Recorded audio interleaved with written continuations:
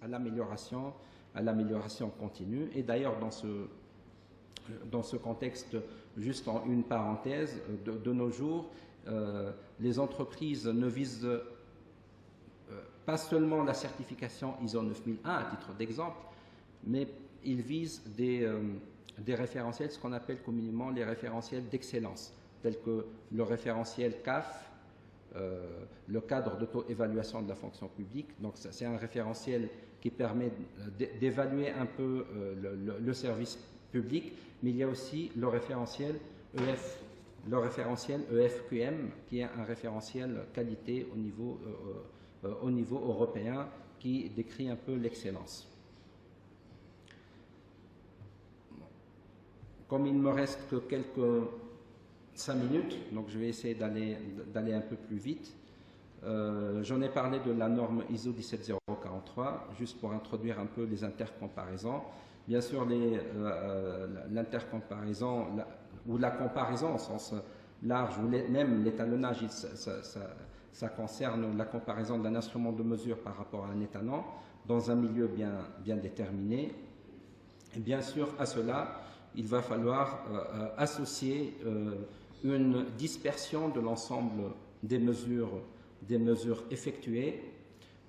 Cette dispersion, souvent, je dis souvent, c'est une dispersion normale, mais il peut s'avérer que cette dispersion ne répond pas à cette loi gaussienne. Dr Kuhn vous a présenté aussi ce diagramme, l'intercomparaison à l'échelle internationale par le biais des comparaisons clés du BIPM et la possibilité qui est octroyée aux instituts nationaux de métrologie ou bien à des laboratoires de métrologie de participer à des intercomparaisons, que ce soit notamment pour nous, laboratoires au niveau du continent africain. Par le biais d'Afrimets, on peut participer aux intercomparaisons organisées au sein d'Afrimets, et cette participation permet d'avoir la traçabilité à l'échelle internationale.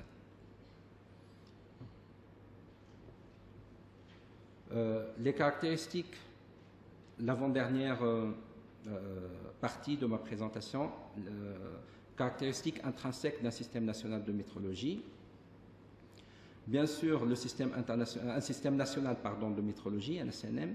Je vous ai dit au démarrage de ma présentation, en fait, que la métrologie, elle ne doit pas être déconnectée complètement des autres aspects qui sont la normalisation, la certification et l'accréditation. Je vous ai montré ici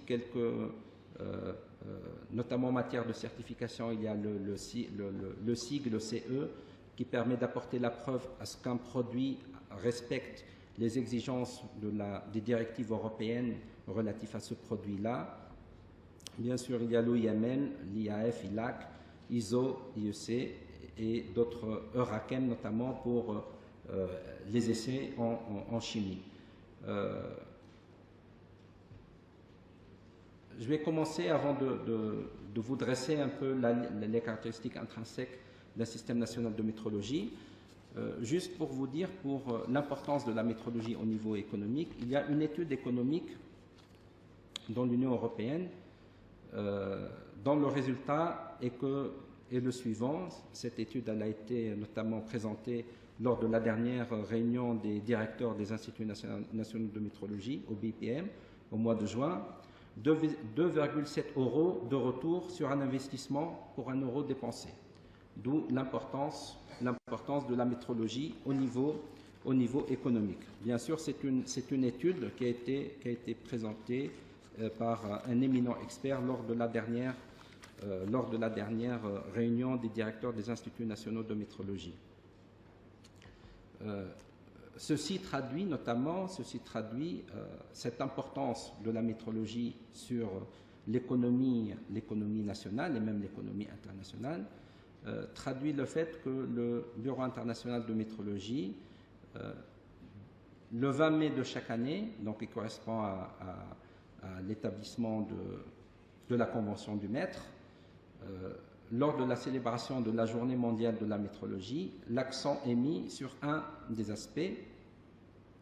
La dernière année, en 2010, c'était sur la science et la technologie. L'année d'avant, en 2009, c'était la métrologie, l'impact de la métrologie sur le commerce. Celle d'avant, c'était l'environnement, je crois. Et avant, c'était la santé.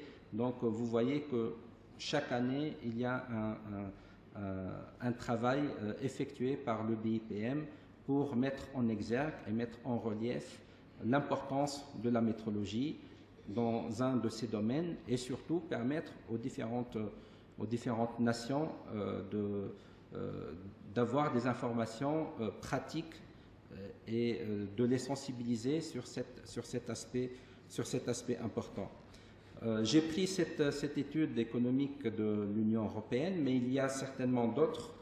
Je me rappelle, je vous cite à ce titre, qu'une des brochures de l'OIMN décrit que des études économiques ont montré que la métrologie procure un important retour sur investissement des fonds publics, mais aussi au niveau des entreprises privées. D'ailleurs, des études indépendantes ont montré que les sommes dépensées dans les pays industrialisés peuvent représenter 2 à 6% du produit intérieur brut, avec des retours directs et indirects de l'ordre de 1000 à 2000 fois les sommes dépensées. Donc ceci ne peut que traduire et apporter la preuve à ce que la métrologie, l'importance de la métrologie sur l'économie mondiale.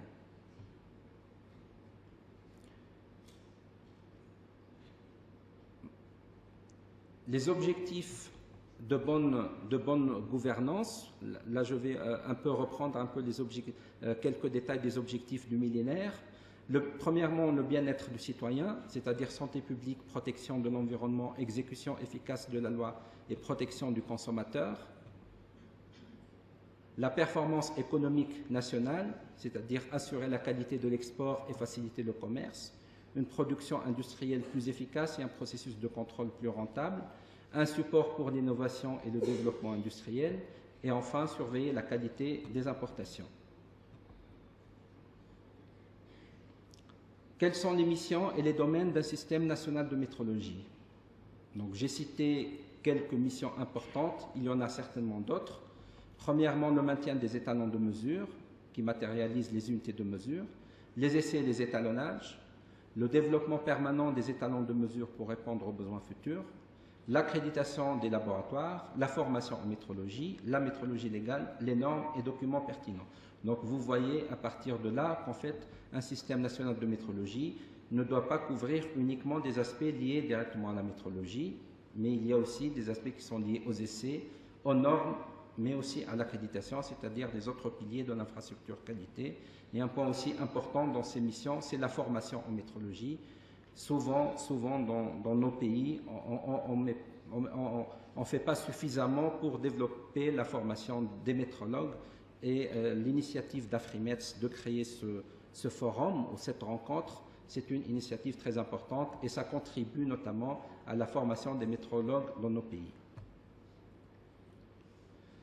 Le développement d'autres missions, c'est le développement et le maintien des étalons nationaux de mesure, l'établissement d'une chaîne de traçabilité de mesure reconnue internationalement aux unités SI, l'assurance de l'adéquation des étalons aux besoins nationaux, la fourniture des connaissances et expertises métrologiques aux utilisateurs nationaux, et tout ceci, bien sûr, à travers des services d'étalonnage hautement performants et une assistance technique et des formations pertinentes.